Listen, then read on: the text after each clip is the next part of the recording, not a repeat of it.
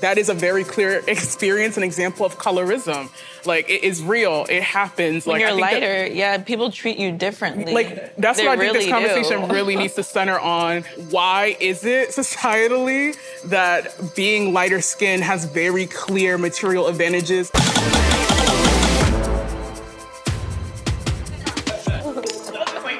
Well, okay, in the future. A lot of pink today. Hello, everyone. I want to thank you for joining us today. My name is Alexis Johnson. I'm a correspondent with Vice News, and I'll also be acting as our moderator for today's panel. We first want to put out the disclaimer that, we've done our best to get you all here today of different ethnicities, different shades, different skin tones to talk about this topic, but we realize we can't represent everybody in this discussion, okay?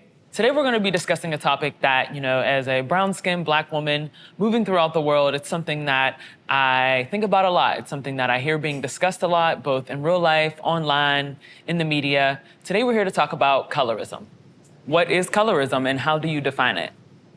Hi, my name is Koa, and I identify as biracial.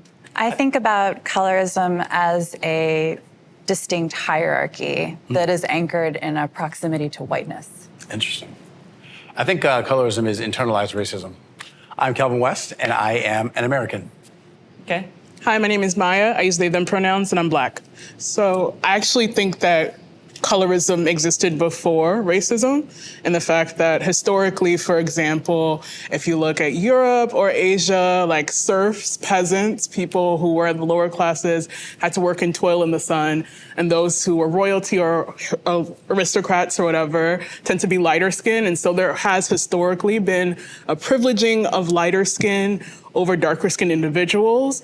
But I think that with the onset of global white supremacy fueled by European colonialism, 1492 onward, it was then absorbed into racism. Yeah, I completely agree as well. I identify as Iranian. As someone who's from like an Asian country that wasn't technically colonized, we even have colorism in that idea, even without people coming in and telling us that. So it's almost like a preconceived idea that's in our heads. I'm a mixed race Puerto Rican. And in the Latina community, you can understand it very much as a caste system where there is no shame to address darker skinned people by slurs. Okay. There are personal consequences for colorism. There are also systemic consequences. And colorism has implications for public health, beauty, and all sorts of things in society. Okay. So you said that you feel like it is internalized racism? The blackest experience any Black person can have is another Black person telling them that they aren't Black. And that is something that happens to lighter-skinned Black people because there's this idea and that I've lived a different life because I'm a lighter skin. And that, to me, is the most anti-Black thing you can do to anybody. Maya, what are your thoughts on that? Sorry, I saw you had a little bit of a reaction there. Oh, me? Yeah. So I think often when lighter skinned people talk about experiencing bias from darker skinned people, I think that my first thought is just like, remember that colorism is an ism. And like when something has that ISM, it means institutional power plus prejudice. Darker skinned people as a class of people do not have the ability, the institutional power to, for example, put you in prison for longer sentences because of being lighter skinned or, having less access to employment. There's actual statistics where like a darker skinned person with a master's degree usually has less employment opportunities or is less employable than a lighter skinned person who has a bachelor's. And it's not to say that like bullying is like, I know that hurts. Like it's like personal sentiment. I know that actually feels bad. But I think that it's important to remember when we're talking about whether racism or colorism or anything that's an ism, that there's an element of institutional power that is added on to the prejudice. I do feel like when darker skinned people express their frustration to lighter skinned people that their lives might be different, harder, I think you sort of have to acknowledge your privilege, or else it's very ignorant. Even though we're both Black. What specifically does that mean? Like, I've had experiences in my life that have not been great, and I can assume that it's because of the color of my skin, right?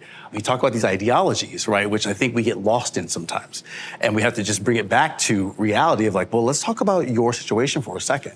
How has it affected you specifically? And the answers that you get are, I didn't get an apartment, I didn't get a job, I didn't get that promotion, which happens to everybody, right? They can always talk about somebody else and what's happened in history, but they can't talk about their own lived experiences. And that's important. I think we still have know. plenty lived experiences. I mean, we could go from like, for me, I'm in the beauty industry, the beauty world, so I get invited to influencer events, and if I look around and I'm the darkest Black person, there's still a problem there. You know what I mean? That's a perfect example of that. And you might not realize it, but white people, lighter skinned people, they might be more willing to approach you because you are of lighter skin. That's another personal thing that, have you realized that? Yes, I can acknowledge that may be the thing. Here's the other thing that happens. The other side of that, the other perspective on that is that I've done a lot of things in the acting world. I've missed roles because I'm not dark enough. And there's a lot of Black people who don't know that. They have no idea that your skin tone is actually highly sought out for. But I feel like that's acting. You know, they're looking to fill a specific role, whereas if you're just applying for a job, you know, a lighter skinned person might get that opportunity over a darker skinned person. I get so many personal testimonials from young, dark-skinned Black girls who are very detailed about how colorism affects their life. So obviously colorism is a systemic issue, but I think an important part of it is the personal battle like young Black girls endure. These girls are being bullied. Some are as young as 14, 13 years old, having really like mental health crises in middle school. Like, there's also so much research about how colorism shows up like systemically. Like, there's research on public health and the different health outcomes darker skinned Black people have as opposed to lighter skinned Black people. And there's one about pulse oximeters like being used during COVID and how the devices have a harder time registering darker skin. And you can imagine the implications for that. And we know that the Black community has been disproportionately affected by COVID in terms of like deaths. I don't think that evidence can be divorced from the anecdotes, you know, because the anecdotes just supplement that evidence. They help put that evidence into context. And I'm so like fascinated by like the growing like scholarship around colorism, because I think it's about time people treat colorism with the same seriousness they treat racism. Lamar, what are your thoughts? When you come with statistics like that, that's the kind of supporting arguments that we need, as opposed to kind of moving away from the anecdotal, in my opinion, right? Because we're talking about something so big and so huge that affects everyone who is alive. I'm in the middle, you know, colorism exists for sure. I just think there's a lot of confirmation bias in our personal experiences that might drive us right to that term when it could be a number of other things. But she's talking about how particularly darker-skinned women engage with structures, engage with power, engage with institutions. Per that exact point, there are continuing studies that show that in instances in which darker-skinned women do report intimate partner violence, domestic partner violence, bruises on their body, strangulation marks are harder for police to see, nurses to see, physicians to see, because a lot about how they are trained and the way they interact with those victims are attuned to look for those marks on lighter skin tones. And so that also impacts a lot in terms of who is seen as the victim, who gets resources, who gets proper medical attention. A lighter skinned woman who presents like I do, who walks in with something that reads very clean cut, is likely to get more attention in an already deeply misogynistic and racist and sexist body than a woman who is much darker than I am. So they seem to have presented a lot of evidence and studies. Are you changing your mind at all? As well as self-lived testimony, as well as anecdotal evidence. It goes back to how you feel about yourself. I feel like it sounds like you're saying racism is like a choice almost. How you respond to racism is, absolutely. And I know that that's uncomfortable, and I love it. This is my wheelhouse, trust me. How you respond to racism is a choice. I'm hearing, particularly on this side of the room, this idea that you can make an individual choice outside of the context of history, culture, politics, structures. I don't believe that personally. I think when anybody buys a certain product, styles themselves a certain way, decides to not style themselves a certain way, read a certain book, use certain words in a job interview, approach a politician, I think all of that is informed by history literally all of the time. We don't want to talk about anybody's individual experiences of it unless it's an experience that is affected by colorism in the way that you guys are comfortable with it. Colorism also happens on the other end. When I talk about the internalized racism and how lighter skinned voices, they don't get heard, they don't get pushed out there within the Black community, that I get eye rolls, I get, people, there's a reaction to that is very negative and not welcoming. And I'm not in the business of denying people their lived experiences, like who am I? But I think we can also acknowledge that those things happen. Like lighter skinned people have like certain experiences where they feel invalidated because of their complexion. And we can also can you acknowledge that colorism affects lighter skinned people? There's no such thing as reverse colorism. Same way there's no such thing as reverse racism, reverse sexism, any reverse-ism. That's what I believe. Okay, and that's your opinion. I respect it. That's I your opinion. agree in the sense that the experiences you're talking about that circulate around like all this coded language of like you're not actually Black or you're not Black enough or like quantifying. Which also happens with white people. I just didn't want to let finish that. speaking. Yeah, I'm sorry. I just want to add to your point. Go ahead. I have experienced versions of that myself, and I do not consider that to be colorism. Colorism is distinctly about a system and resources and visibility and autonomy within those systems. Like, to add on what she said, like, about the whole bullying and things, like, that actually does happen. Like, I've been bullied just for, well, I consider myself as brown skin, but back then I was, like, really dark skin. And I did lighten up, like, probably 2 shades, maybe 3 shades because of it. Can you tell me why you started to bleach your skin? It's like you growing up in school, you have mainly guys making fun of your skin color and calling you charcoal, calling you dark. So growing up, you just start to feel like, oh, okay, no one likes me because of my skin color. Like, okay, I see. So that kind of does something to your head, you feel me? And also we have social media. They do praise lighter skinned women, Latinas, whatever, pale skinned women. So that kind of makes you feel like you're not desired, you feel me? So, and that's why I started bleaching my skin. That's why I started skin lightening because of it, And people that do buy my stuff, like, they do tell me that it's helping them feel more confident. And I know it's kind of sad, but it's like, that's the society we live in now. So when people buy your stuff, can you talk about your business and what it is that you sell? I sell skin bleaching cream. Pretty controversial, I know, but I do have negative comments. People saying you hate yourself, you wish you were white, this and this and that, you're a follower, like, just a lot of stuff, but I don't really listen to it. I really don't care. I guess how society sees dark women, like we're basically the losing team. Like, who wants to be on the losing team? I felt like lighter skinned women, they were more desired and they get away with more and they have more privileges than I did. And also, I also thought that, personally, I looked prettier lighter.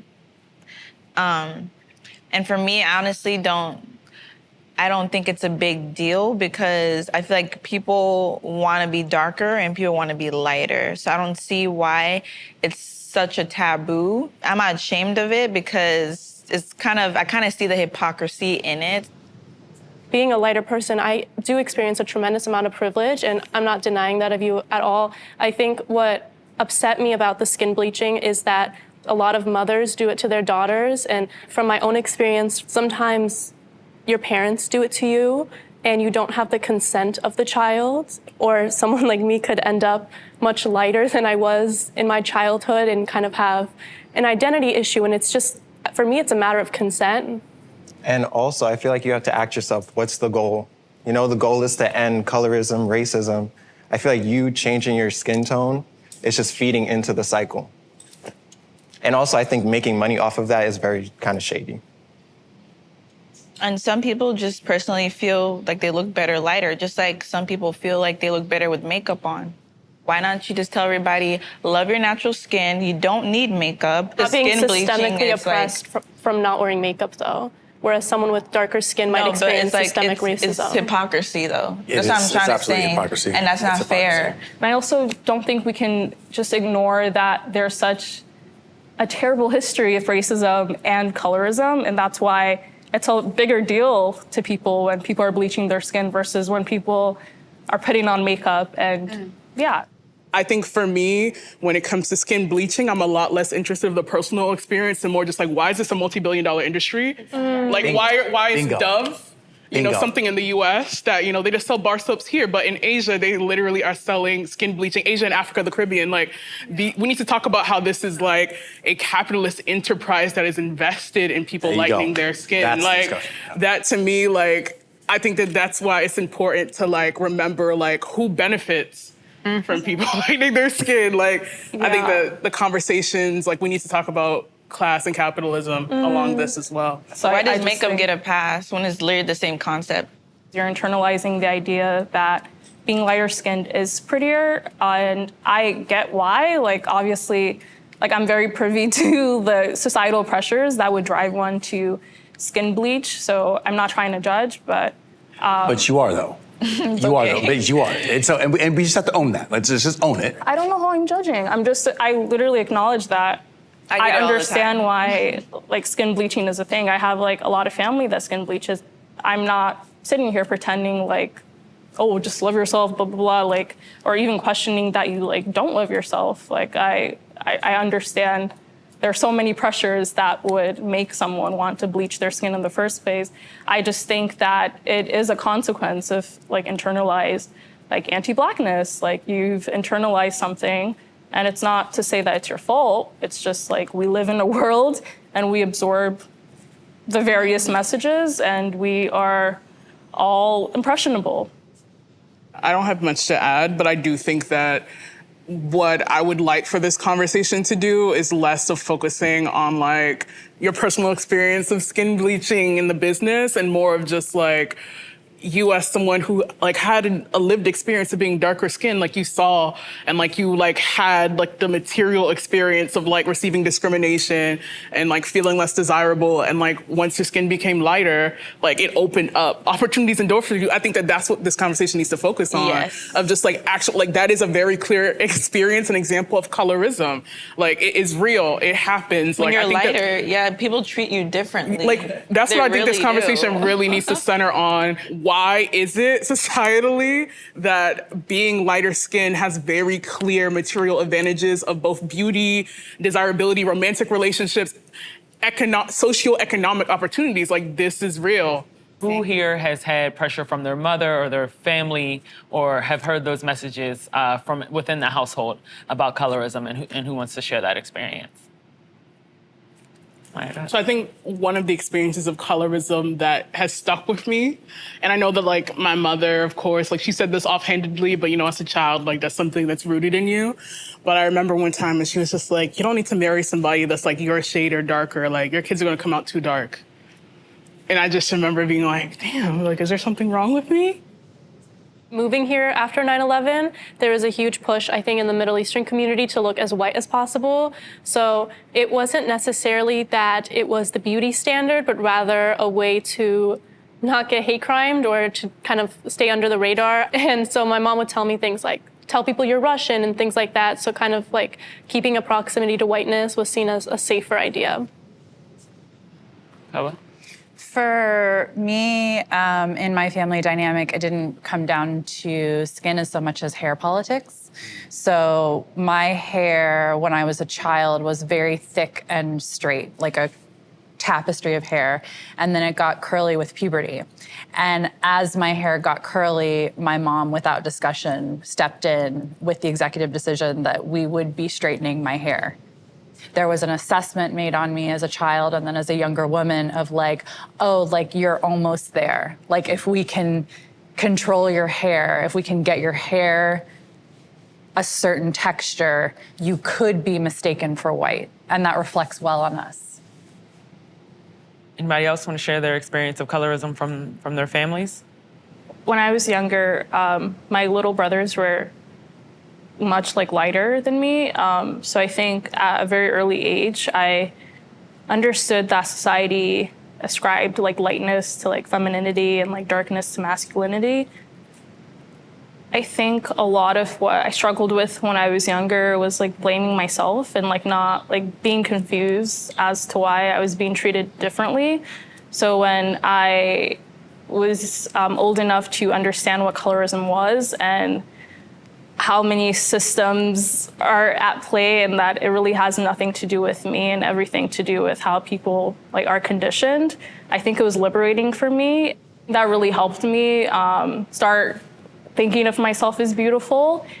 For me, many would probably assume that my parent like pushed it on me, but it's definitely the opposite. Like my mom, she always tells me that I'm beautiful. Like even when I was darker, like she always told me I was beautiful. She never said I had to use cream or use anything to lighten my skin. I just got influenced by the media, honestly. Yeah, I have a similar experience. My mom, she really embraced my hair, told me it was beautiful, and encouraged me to grow it. But I just remember watching like TV, Disney Channel, and all of these things, and asking, why can't my hair look like that? Why can't it be straight? So for me, it's the same. I saw it more through the media, but I was still getting that support from my family, that you know, that encouragement. Yeah, it's pretty obvious. I think, you know, what's permeating for me is like information and accessibility to that. I grew up in the Bronx, so like people are around people that look like them for almost their whole lives, and so they don't. It's like so embedded that way. It's so embedded. Like they stay in the projects forever, and you know, I managed to leave. Like I went out of the hood to get an education, and you know, and I already didn't look like them because of my fair skin. I'll go back, and I've been having these conversations, these kind of like esoteric seeming conversations that people that I grew up with have never had before. I think that's interesting. I'm sorry, I gotta be the odd man out again, I guess. What I'm hearing is that because you had a different experience, you think that the people who stayed home, because people do stay home, they don't leave their hometowns, you think that they've been held back because of their race? No, that's not what I'm saying at all. No, that's not what I said. Racial experience will change depending on where you're located, I think, is all I'm saying. And so people might not have as much of an awareness of how they are different from others if they're in a homogeneous environment. So it isn't until they experience something different and are in an environment of diversity and of different experience that they see, oh wait, maybe I am of marginalized experience. And then they bring that back, and you know, they can try and pretend like they never saw that, but you know, and try and integrate back into their home life, but that's impossible. You can't unsee it. So we've talked a lot about some of the systems that contribute to colorism, but let's talk about the media and the cultural aspect. I noticed like there's like an oversaturation of like lighter skinned biracial women who are sort of like meant to be like the representatives of like blackness on TV. I also think representation definitely can't fix everything, right? But I think seeing more dark-skinned women in the media, like Lupita Nyong'o, who's just like gorgeous, I was like, well, if she's beautiful, it's like, why do I think like dark skin is ugly? And I think it becomes frustrating when you feel like you constantly have to wait for representation, like everyone will get representation before you. And even when we are presented, we're presented as ghetto and loud and like we're not meant to be in a relationship. Like we always like stress our partner out. We're annoying. Like we complain a lot, and it just sucks. Like I was saying, like it does do something to your head. And I personally feel like Black women are at the bottom of the barrel. Like nobody wants Black women. Like nobody desires Black women. They basically think we're trash. And that gets to your head, especially when you have a whole bunch of, you know, even celebrities, like men, Black men, like wanting to be with white women or lighter skinned women. It makes you feel like you're just not wanted. And it makes you feel like you want to join the hype.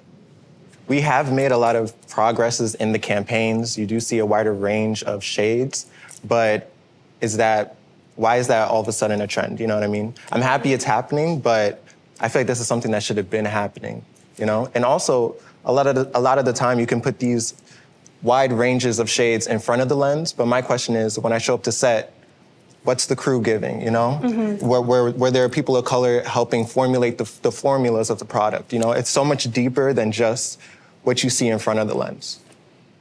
I do worry sometimes, like Isaiah said, there will be, and again, I use this word very intentionally, moments, but it often gets translated back into the culture as a trend.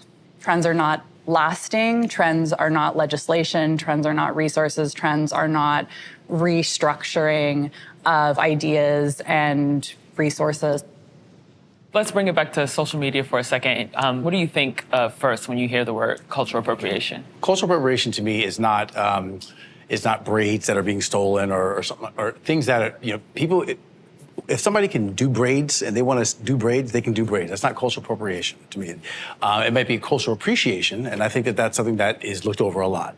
I think that cultural appropriation comes in place where, like political parties will use struggles of Black people to get laws passed or something like that. That to me is cultural appropriation. When it comes to cultural appropriation, the reason why, for example, indigenous peoples of the Americas don't want you wearing a headdress is because what has happened for the last 500 years, like literally acts of genocide, being put in boarding schools, like literally being killed and discriminated against and experiencing real harm for like being able to wear their cultural traditions. We're talking about the Black hair textures discrimination legally because it happens, because there are like, for example, schools, like workplaces, like various forms of employment that say that like you as a Black person having this Black hairstyle will not be accepted. Like, we're not okay with that. And so when I see a white girl wear Fulani braids or type of braids, whatever type of braids, I'm just like, you're never gonna experience in the way that like a Black person is for wearing their own cultural traditions, like real like socioeconomic discrimination. Like, I don't know. I just think that I'm over it. I kind of wanted to touch on like the idea of cultural appreciation. And for me, I do love when people take certain aspects of my culture and when they credit it to mine.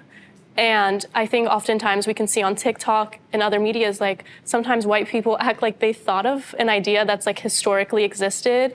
And that to me is not appreciation anymore. The line for me is just between appropriation and appreciation is benefiting. You know what I mean? If you do something that a culture has been teased about, put down about, and then you put it on now that it's a trend and you're benefiting from it, you're getting these followers, you're able to raise your prices because of that. All of these things are really detrimental and they're kind of heartless. With these platforms that are new and are emerging, the same dynamics are mirrored back to us, whether that is racism, colorism, misogyny, Islamophobia. When we have new platforms like this, they are not bigger than these things. They do not exceed these things. They literally just mirror back these same realities, these same problems, these same dynamics. If not amplify them. And if you're looking for racism, you're going to find it. If you're looking for colorism, you're going to find it. And I think, and that's not, I'm not trying to negate anybody's lived experience, but I think that there's also a thing in life that if you're looking for something, you can speak it into existence. Elmer? Yeah, so to speak to that, let's say me and Kelvin were in a group chat with a non-Black person and they sent a gift that could be considered a Black gift. I think it's, and I accuse them of digital blackface, but he doesn't. And so, pause it there because you guys were saying like, just because something's happening or like, if we have different feelings on it, whose point of view determines if something is actually happening or not, or if we're still in the realm of opinion and feeling? I think as a non-Black person, if even one Black person told me something's not okay, I would listen to them. It could be 1 out of 100. I would really... You don't think that's dangerous? I'm sorry to cut you off, but you don't think that's dangerous? That's insane. Because you're giving me the power to determine how you interact with But it's Black really people. not that much power to not use a gift that's not meant for me. Who said it's not meant for you? If we create content as Black people, we're not posting it on a website where only Black people can get into. We're sharing it with you. I think people get offended when you when people misuse the content that we have and abuse it. But I can't tell you what GIF. I mean, if it has the N-word in it real big, I'm gonna take offense to that. But you already knew that. You already knew that. But if it's like a niche, popular black person who does comedy and you post their GIF, I'm not gonna say, well, hey, slow down. Like I don't have that kind of power to tell someone that, and it's dangerous. I feel like you're like devaluing people's like feelings. You know what I mean? It might not offend you, but let's say you're in a group chat and it bothered him. Why can't you just acknowledge that it bothers him and not you? You know what I mean? Some people have different feelings on different things. Well, but here's the thing: simply disagreeing does not mean I'm not acknowledging your feelings.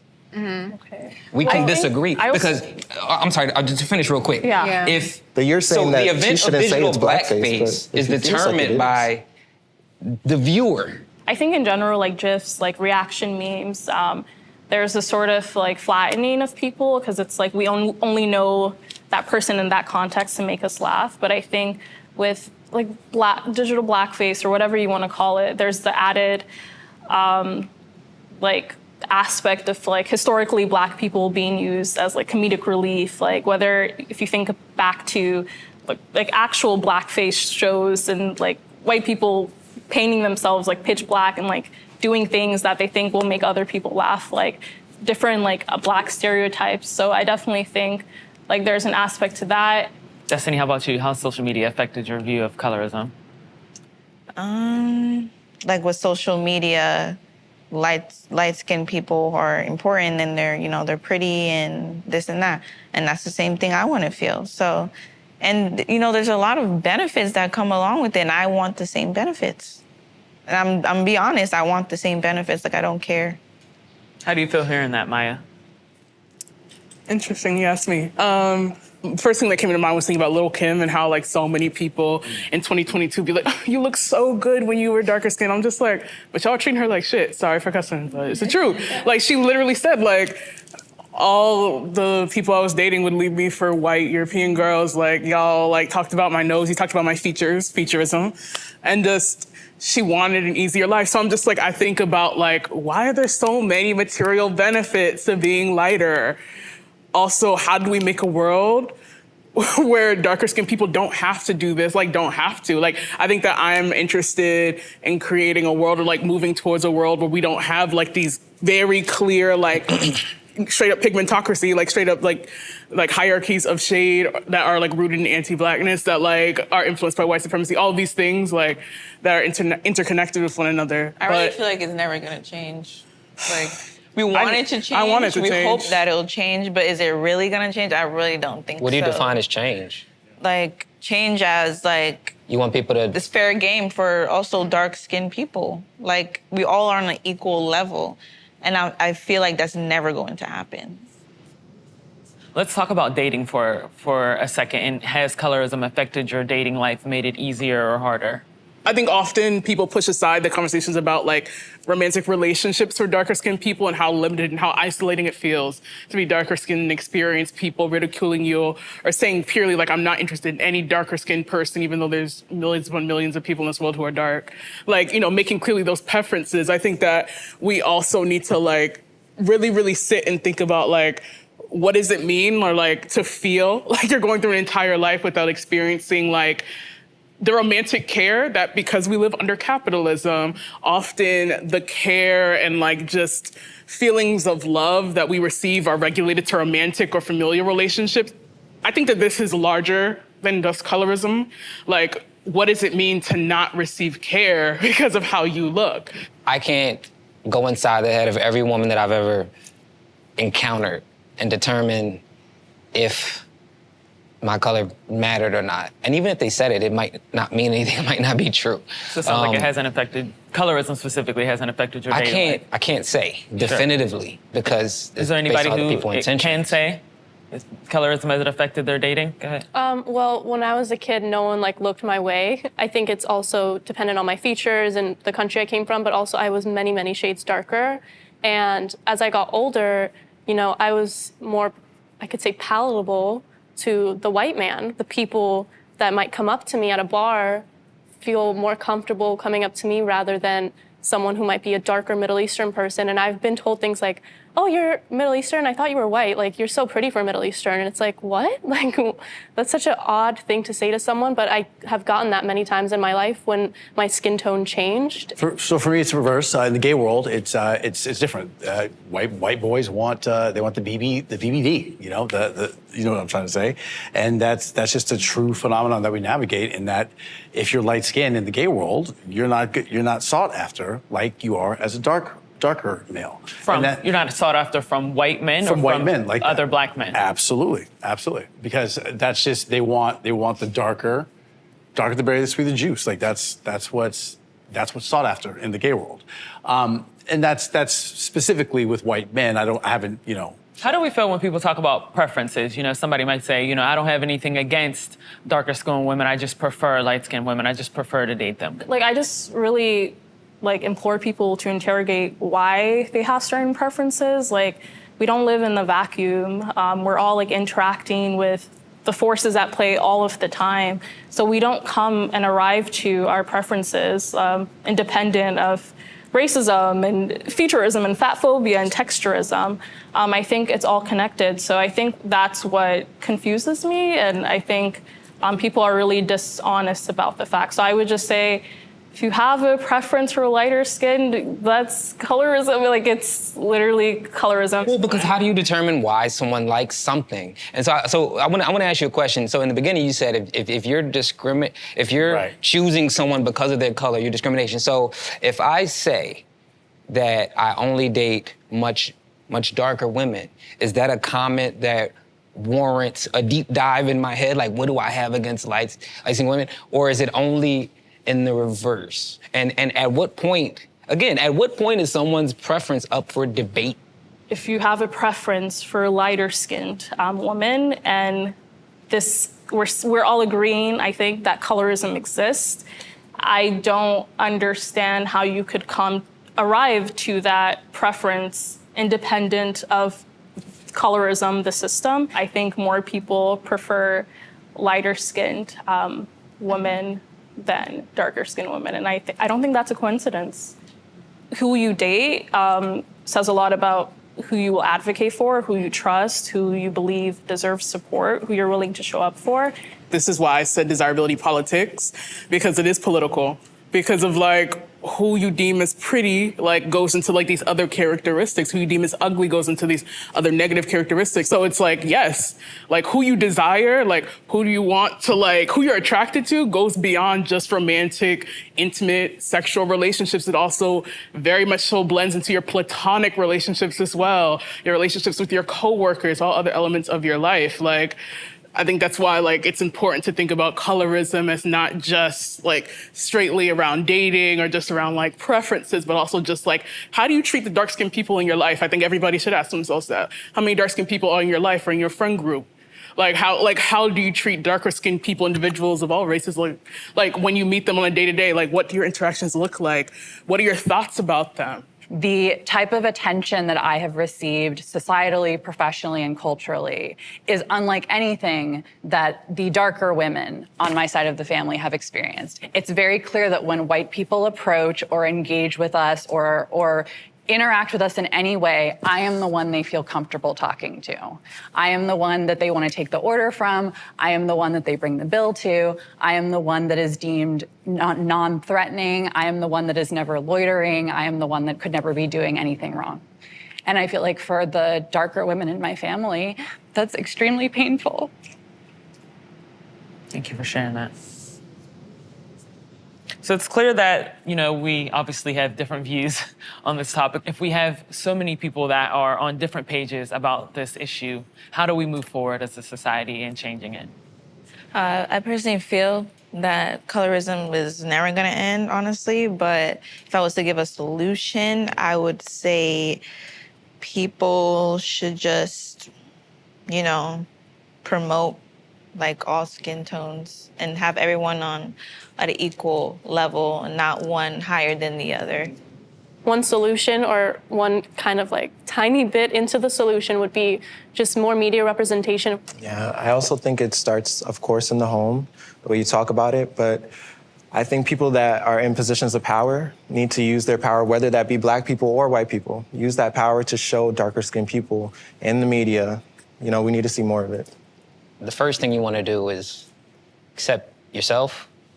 And then I think you're a little bit better equipped to fight against these things. I think I want to kind of empower folks who don't think that they can make a difference. Yeah, and encouraging people to be more critical about their proximity to whiteness and how they take up space is one where, like, at least at the local level, we can maybe start to see some shift and change. Get out of your echo chambers. If you are around people who are saying the same things and they're thinking the same way that you do, you are part of the problem.